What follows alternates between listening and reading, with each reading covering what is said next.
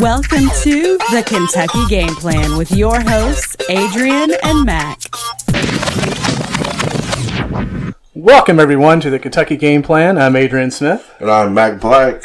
And we got a treat, literally a treat. We do. For the listeners out there today. For you guys who are foodies, love to eat, love to cook.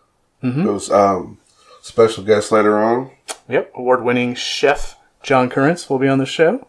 Pretty excited about that. Yeah, he's somewhat of a Southern legend. Yeah, he is. He's got his hand in everything, foundations to restaurants to books to the TV life. Yeah, he's doing it all. Yeah, he's doing it all, as you say.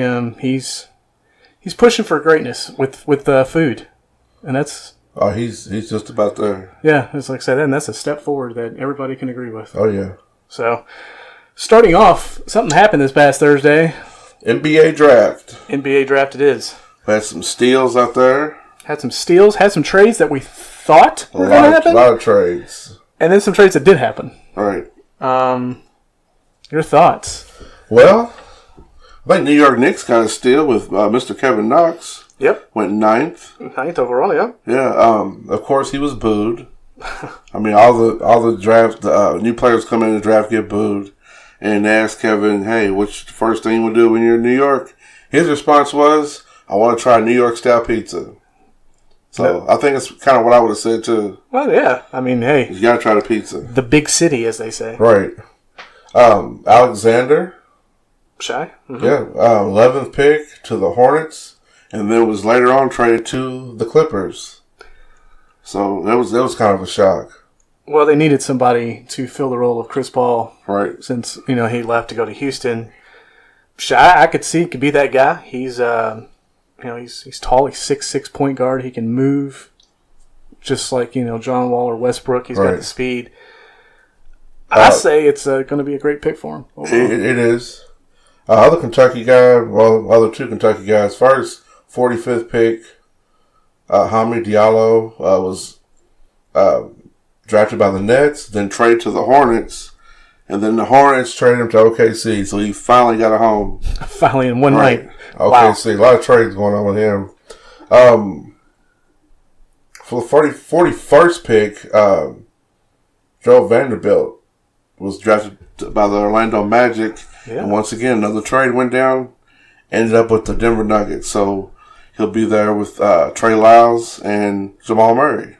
Two former Wildcats. So, kind of like home. Yeah, no doubt. But speaking of home, OKC, Hamid be playing with Patrick Patterson, another former Wildcat. Former Wildcat, yeah. Wayne Gabriel did not get drafted by anybody, but he did quote, "Okay, bet I'm gonna make them all regret." So I think somebody might have taken that to heart, and the Sacramento Kings picked him up for the summer leagues. Oh, okay. Yeah, so good luck to him there. And how many Wildcats are in Sacramento? Exactly. I mean, so far it's worked out well for all of them. Right. Looks like Marvin Bagley the third, second pick in the draft. Right. Sacramento Kings. That's true. Yeah. So we all know who went first here. Yeah, well, DeAndre Ayton. Yeah. Arizona. I think him and Booker are going to make some waves out there. Everybody's calling him the Shaq and Kobe 2.0. Well. So both of them got the abilities. I was watching the film and it showed Booker, Kobe side by side, the highlights. Right. They showed DeAndre and Shaq highlights and a lot of resemblance there. A lot of resemblance. So it's going to be pretty exciting watching those guys play. Well, could Phoenix be one of those teams, I'm not saying it's going to happen overnight, but worst to first, as they say. Hey, you never know. I mean, I've seen stranger things happen, True. Also, one of the local guys, Ray Spalding, out of Bell. Ray Spalding, the Sixer. Yeah, 56th pick. In the second round, so good luck to Ray. Yeah, I think he can fit in pretty well there. Oh, yeah. With Great Embiid. offense. Trae Young, 5th pick to the Mavericks, and then he was later on traded to the Atlanta Hawks. That's one guy that I'm really sketchy about. And there's so many reasons why, because everybody wants to compare him to Steph Curry because of his quick shooting. Right. Here's the thing. Steph Curry grew up the NBA life. Mm-hmm. I mean, his dad, obviously, Del Curry. So he knows all about the NBA before he even went to college. Plus, Trae Young, not as tall as Steph Curry. Steph Curry is 6'4.5". Trae Young is barely 6'1". So if this guy's not really coming off screens and getting wide open, right, I don't see he getting that shot off that much. Well, we're gonna see. He was fun to watch in college. He was. You know, some games I felt like he was a tad bit overrated, and then other games I was like, this guy's spot on. Well, true, and his talent's there. I mean, the talent's still there. Well, yeah, the talent's. I'd say he's not talented, but yeah, the talent's there. But when a lot of teams focused on the defense and they took him out of games, Oklahoma lost badly. Oh yeah, I mean they were. So that's one aspect of his game he's going to have to work on. He did get an Adidas contract. Okay, I thought it was pretty cool. Well, the big market now of shoes seems to be like not Nike, not Adidas, but Puma. Well, Puma's been around for a while. It's been around. And it's kind of like up and coming again, should I say? You could say that. Yeah. I mean, you've got, 3 guys out of this draft who signed with Puma? Yeah. So, I mean, actually, what was it, the number 1 pick, the number 2 pick, and was it Colin Sexton, maybe? I don't think Sexton's with Puma. There was 3 guys I know, I want to say the other guy's a point guard out of this draft that actually did sign with Puma pretty much the night of the draft. Right. So they I think they set out to do that. So they're trying to rebuild their brand. Well, they're still a brand. Running shoes, lifestyle shoes. I think they were making their mark, but they're trying to get that basketball brand rebuilt. Right. Well, and then the youth is there. Right, and then Jay-Z's an ambassador. Okay. The brand, they brought him in, so that could make the push. Right. Yeah. We know how much of a businessman he is. Yeah, and that's very another guy business savvy. So that's another guy's got his hand in everything. Wendell Carter Jr. from Duke, 7th pick to the Chicago Bulls. Mm-hmm. So I think he'll fit in well there. He seemed pretty happy. Yeah. Grayson Allen. Yeah, the guy that nobody likes. 21st pick, Grayson Allen. Spider Mitchell came out, congratulated him. Mm-hmm. I thought that was great, considering the little altercation they had. Oh yes, when Louisville played Duke, right? But hey, they were hugging it out. Both of them were all smiles. Donovan feels great about the situation and those two playing together. So I wish both of them the best of luck with Utah Jazz. So should be a good pick there. Yeah, Grayson Allen's one of those guys that you hate to play against, but love it when he's on your team. Oh yeah, definitely. Because he'll guard the best offensive guy. He'll grind it out underneath, getting rebounds.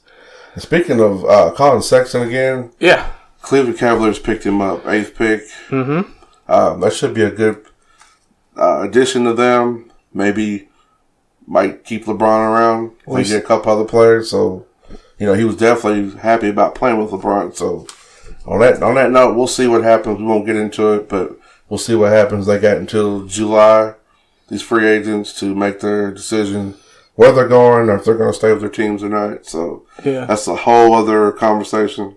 July 1st is the start of NBA free agency. Okay. So that's when these big name guys can actually sign with whoever they want to sign with. Right. But Colin Sexton did send a tweet out right as the draft happened. Hey, LeBron, let's get back to the finals. So he is obviously doing his campaigning. Right, everybody is. To keep LeBron in Cleveland. Paul, Popovich. Yeah. I mean, who isn't doing their campaign? Popovich did meet with Kawhi Leonard, and Kawhi looked him in the face and said, I don't want to be a Spur anymore. I don't want to be here. I want out. He told him this, I guess they had met for lunch or something. I seen the picture. They're sitting there. Pop's kind of in his face. Kawhi's got that, that just stern, dead stare look on his face like, hey, my mind's made up. I don't want to be a Spur. I'm not going to be a Spur. Trade me. Get me out of here. Yeah. So, his mind's made up. He's locked in. So, I've heard the Lakers. That's the number one place he wants to be. Cleveland. I mean, there's several scenarios. how this could all play out. I do know the Mavericks are pushing hard for DeMarcus Cousins. I did see that. So that's another interesting story. Oh, it's an interesting story. I would love to see how that goes. When DeMarcus Cousins involved, it's an interesting story. Oh, yeah. Fourth pick for the Grizzlies was Jaren Jackson out of Michigan State.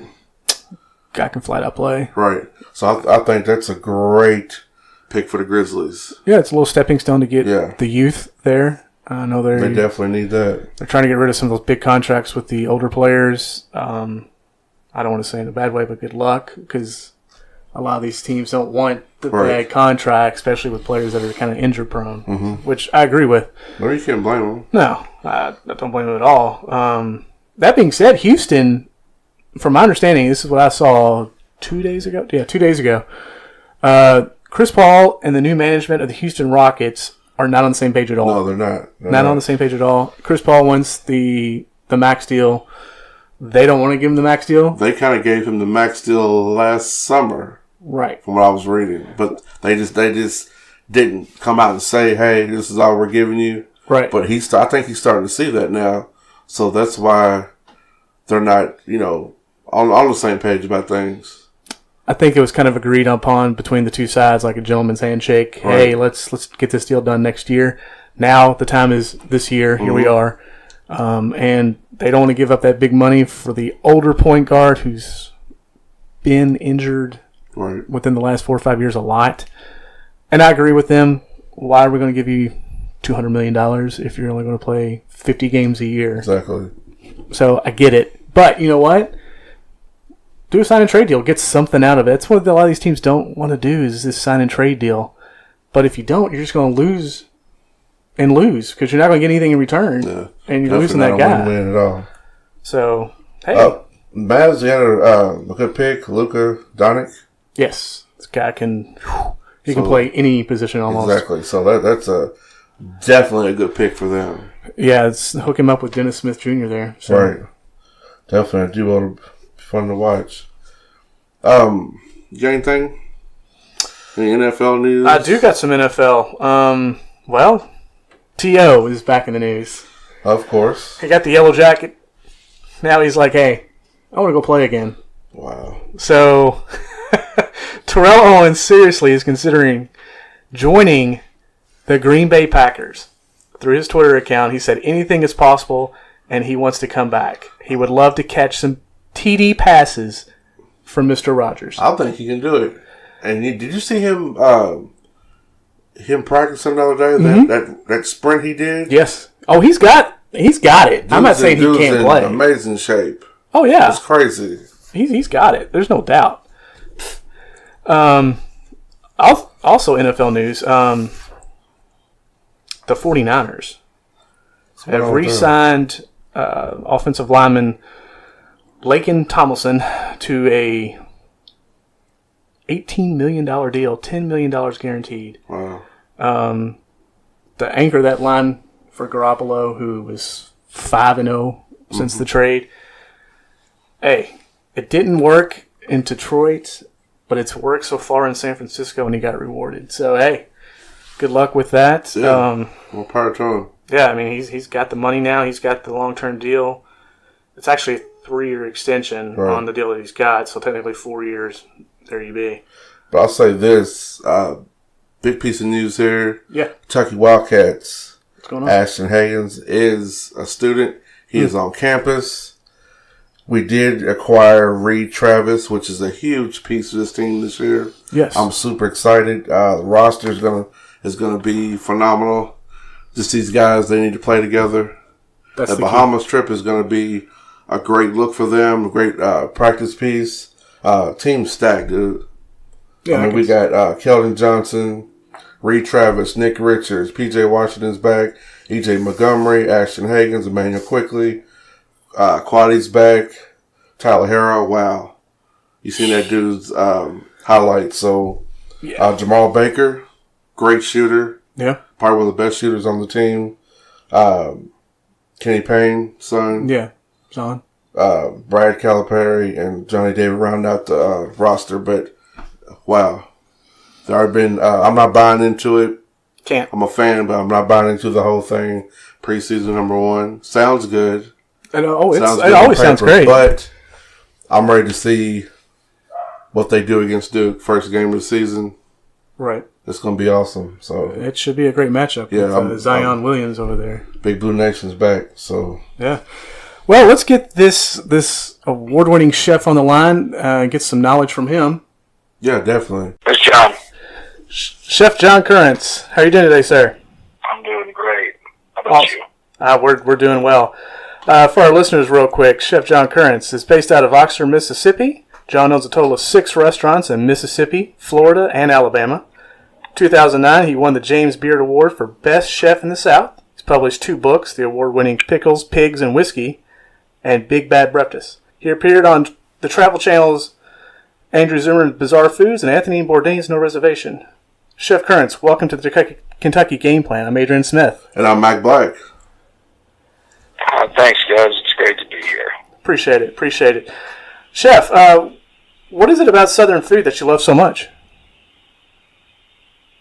Well, I don't know anything else or what there is not to love about it. It's my family is from the South, and I came up in a time early in my career before Southern food was legitimized, by guys like Bill Neal and Frank Stitt, and so it sort of held not a place of shame, but just I think complete and total misunderstanding in most people's minds. Mm-hmm. And that it wasn't until Craig Claiborne came down to the Triangle area of North Carolina to visit Edna Lewis in the early '80s that he took note of the fact that there were guys now that were taking a very academic look at the food of the sort of Sunday supper table, and basically putting it on white linen, and that it was a food worthy of consideration, that there was a tremendous amount of history attached to it, and so the Southern food movement, got its start, and I just happened to be, in Bill Neal's kitchen, at the time, when this was happening, and so. While that didn't spark a flame in me saying, "Oh, I know what I need to do," it would take me another decade to really figure that out. I think the reality is when you sort of turn the corner and become a chef, the step in that process that nobody ever talks about is the fact that it's the real final becoming is when you realize the story that you want to tell through your food. And that's how you start cooking. And it becomes enormously easy, because you're cooking things that you are the most passionate about and feel the most strongly about. And so I guess that's a really long way of answering your question. No, it's the perfect way of answering that question. And it makes a lot of sense, too. Chef, Adrian mentioned several of the TV personalities you appeared with. What has your TV experience been like? Well, I mean, it's different from from moment to moment, depending on who you're involved with. I've done TV and radio work with guys that are totally unknown. That I would have been 1,000 times more interested in spending more time with than somebody who was at the center of TV's focus. Yeah, I mean, and I don't know if that really makes sense. The experiences are all different. I mean, I think the absolute world of Andrew Zimmern, and we just got along very well from the very first moment that we met. Tony Bourdain and I got to be friends basically through political activism, and he was, I think, interested in the way that I was looking at the landscape of the South, sort of through food and politics. And that's what our friendship was built on. But, like so many other people, that friendship never manifested itself personally very well because, as great a storyteller as Tony was, he was sort of amazingly incapable of connecting with people on a personal level. Right. And I think, that was one of his, sort of greater frustrations. He could sit there and hold a room full of people completely captivated because he could talk about things on, an unbelievably deep level. Mm-hmm. But when it came to a one-on-one, he had a very difficult time connecting with people. Where, Andrew, on the other hand, is, he's like, everybody's best friend and baby brother. Right. So, the experiences are as varied as they are numerous. I mean, my time on Top Chef Masters in about 2011 was, on one hand, one of the greatest gifts that I've ever been given because I got to spend time in a green room with 12 friends, uninterrupted for about 3 weeks. But on the other hand, I found myself throwing up in a trash can over anxiety because it's just, I can't, like, those sorts of challenge things just make me as uneasy as they could be. And so, it's funny, I understand the power of TV and I enjoy doing TV, but I don't pursue it because I'm not a TV personality, and I know that, and I'm totally okay with that. So when I get called to do it, I do my duty, and I think I like to think that I come across as sort of a nice guy, but I'm not one of these cartoonish personalities that that producers look at and go, "We've got to have that guy." Right. True. Yeah, it's just all about being yourself, man. Yeah. Sure. It's being surrounded by friends too. That kind of helps. Sure. You just did a Maker's Mark event here in Kentucky. What was that like, and will you be coming back to Kentucky anytime soon? I will be. I came up to do the Barrel Select program for makers, which was a remarkable experience. In that the subtleties that go along with tasting bourbons are the nuances are just astounding. Particularly when you're working with something that is as precisely the same barrel to barrel to barrel to barrel as Maker's Mark is. Sure. And so working with that product and manipulating it through oak staves in order to give it a slightly different flavor profile was a tremendous amount of fun, but it's also remarkable how much a tiny little bit of oak can completely manipulate the flavor of a finished spirit. So I had a great time. I'm actually coming back to do a similar deal at Buffalo Trace to pick up a barrel from Buffalo Trace, which will not be a flavoring experience like Maker's was, obviously, but we will actually sort of go through the rick house and taste through barrels and then go, ding, that's the one that I want. And I think that's going to be an even more daunting challenge than the one that I just went through. Well, but at least you'll be having fun. I mean, I guess this is definitely a poor little rich boy sort of scenario. True. Now, you've appeared on TV, you've had the cookbooks, the restaurants. Is there something on the list that you want to do that you haven't done yet? Yeah, I mean, I think that there are, there are lots of things. But, I think I'm old enough now and, have been around long enough that sort of as the opportunities, or as I identify these things that I want to do, I kind of jump in and do them. Our business is so much about relationships, that, there's enough connectivity, at this point,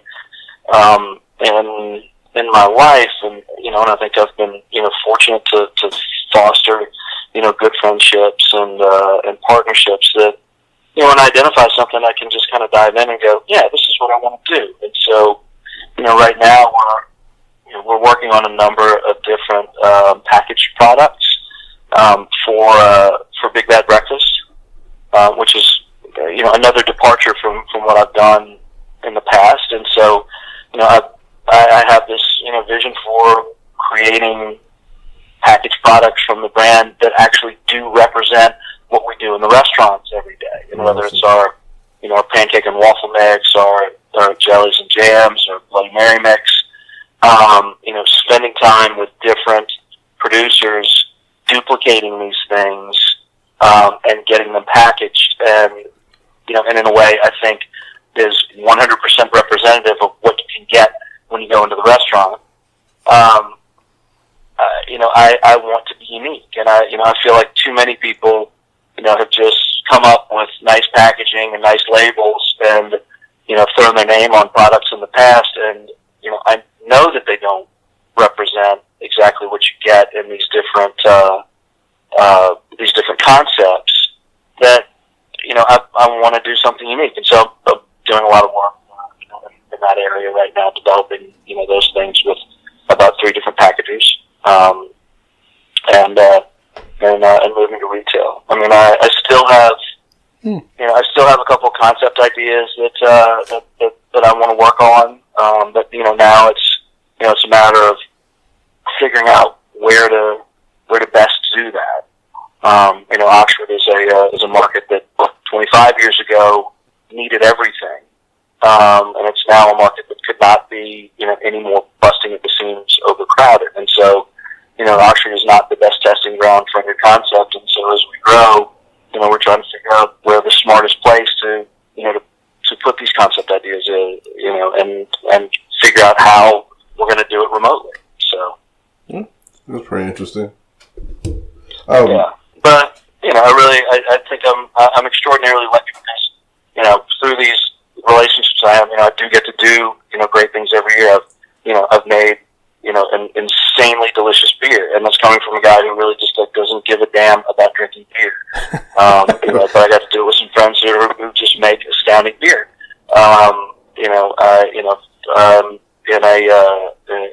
In an annual Pinot Noir project with a friend of mine named Mark McWilliams with Arista in Sonoma, and we make just an unbelievable Pinot. And the bottom line is, like, I get to do all these things, and none of them really make any money, for me. It's not like they're projects that are securing my future. They're just dalliances, It's just they're things that I want to do. My bucket list stuff is pretty easy. I just want to have a good time, right. And so that's really what I'm doing. I've done product work with Tabasco, which is one of my favorite brands in the world, and I've worked with Tabasco for 20 years, and I don't get anything off of it, other than just knowing that I get to participate in the process and get to look at something on the shelf every once in a while and go, I helped make that. Right. So I have a quick question. If we come to visit your restaurants, what foods do you recommend that we order?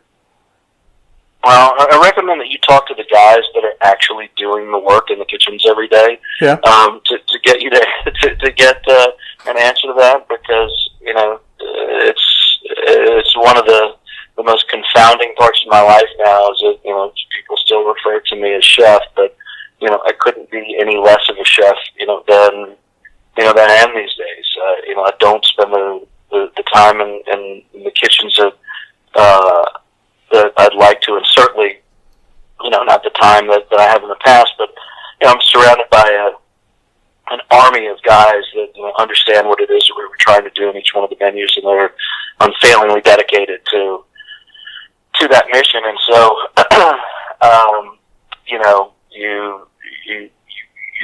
you have a tough time getting a good answer out of me. I say go to Snack Bar and talk to Vish, or go to City Grocery and talk to Ralph Taylor, or go to Big Dad Breakfast and talk to Rusty Anderson.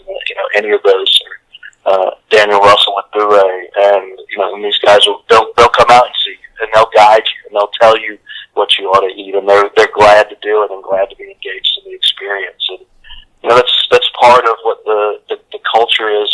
build, in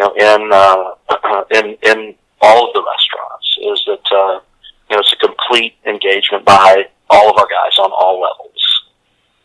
Interesting. Pretty awesome. Interesting. Chef, could you tell us about the Move On Up Foundation and No Kid Hungry campaign? Sure. So, I guess we'll go chronologically. No Kid Hungry, sort of being the oldest of those two, is an outgrowth of Share Our Strength, which is a nonprofit dedicated to hunger. That's been around for, 35 years or so. American Express was one of the big founding partners in it. And Danny Meyer has been a huge presence in driving it in the last 25 years. No Kid Hungry came out of that and was formed maybe about 15 years ago, and I was one of a dozen chefs that was asked to serve on the sort of founding advisory council of, and we're dedicated to eradicating childhood hunger by 2014. I think was the challenge that was set. And while we're not there as far as eradication goes, No Kid Hungry has been at the forefront of shepherding the farm bill every year, which sort of gets the sort of SNAP benefits program folded into it, and SNAP being the Special Nutrition Assistance Program, which is basically food stamps. And No Kid Hungry has really sort of led the charge in getting breakfast assistance to kids who aren't being fed breakfast at home. I mean, it's very clear through thousands and thousands and thousands of pages of documented data that a kid with a full belly in the morning has a much greater ability to learn than one that comes to school hungry. Oh, definitely. Oh, yeah.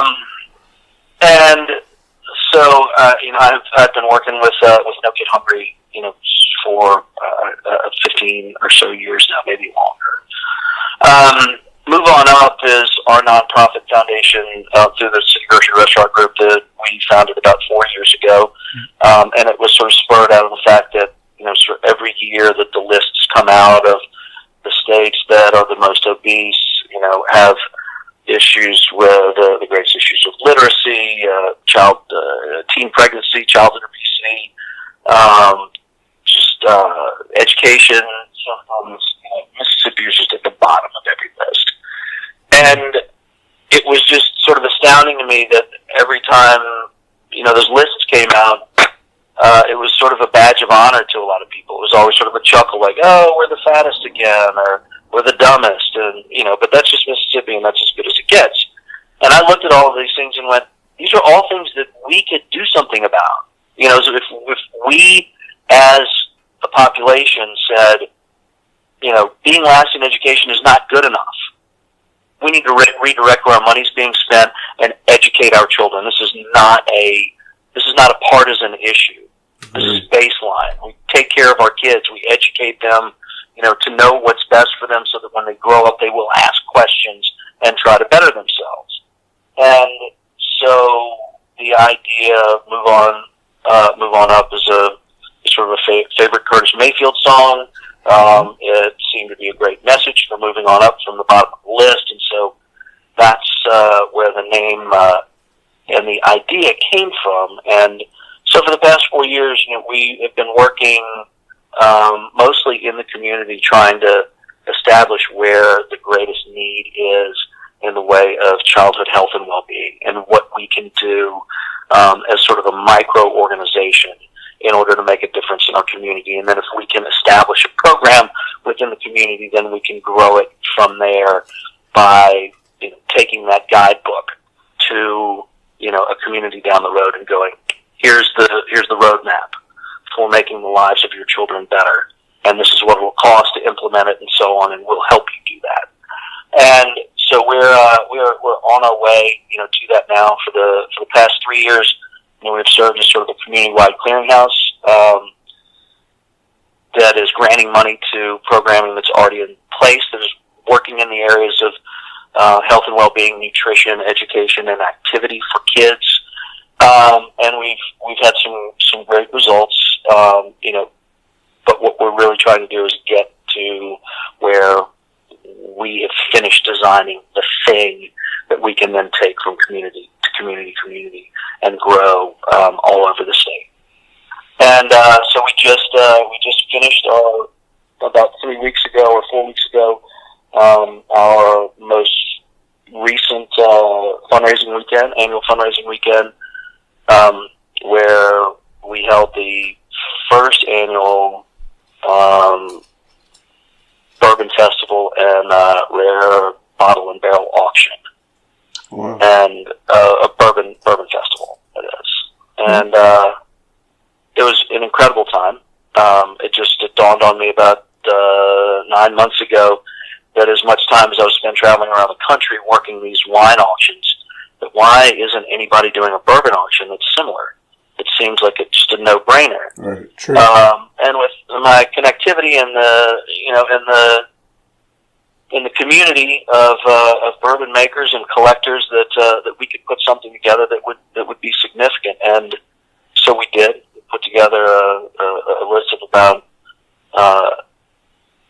8 really nice bottles, and then some packages that were sort of travel packages that were bourbon themed, and rounded out, I think, 15 lots total for the live auction. And it was astounding. I think we did extraordinarily well.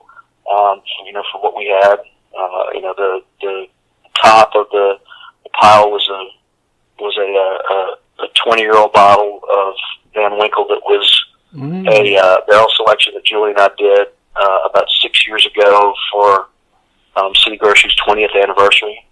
There's not a single one of them out in the wild. No, there's not. And that went in the room in Oxford, Mississippi, for I think it was $9,500.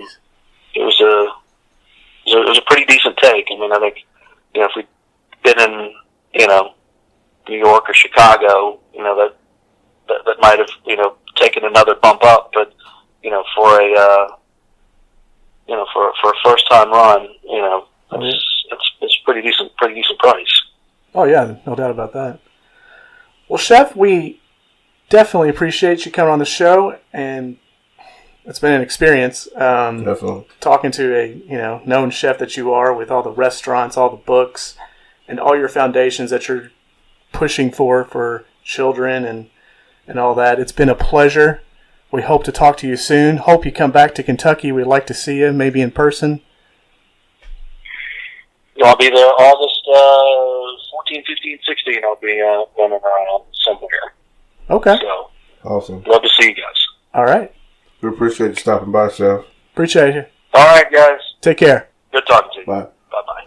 What an incredible experience. Yeah. I learned a whole lot. I'm hungry now. Well, go get his cookbooks. We'll get his cookbooks. Southern food at its best. Big Back Breakfast. Yeah. There we go. Things going on around town. We got a lot. I'm serious. All right. Forecastle, July 13th through the 16th. Lots and lots of music artists. Find your tickets at forecastlefest.com. Smashing Pumpkins, July 21st at KFCM Center. They're still a band? They are. Huh. And they'll be at the KFCM Center. I won't be there. Well, Bluegrass Baseball World Series Tournament is July 30th through August 4th at the Bat Stadium. Tickets are $10. So get out there and enjoy that for $10. Be a great time. The Big Four Art Festival, September 8th and 9th at the Big Four Bridge. Also today, Sunday today, the UK men's basketball team will have a meet and greet with fans at Midway at Darlin Jeans 2014 North Grat Street at 5:30, and then in Lexington at the Central Kentucky line outside of Rupp Arena at 7. Wow, we need to go. Let's do it. Also, guys, thanks for tuning in. We'll wrap this up by saying, hey, follow us Instagram at _KY_game plan. Facebook at the KY.gameplan, and our Twitter handle is at the KY Game Plan. I'm Adrian Smith. I am Mac Black, and thank you for listening to the Kentucky Game Plan.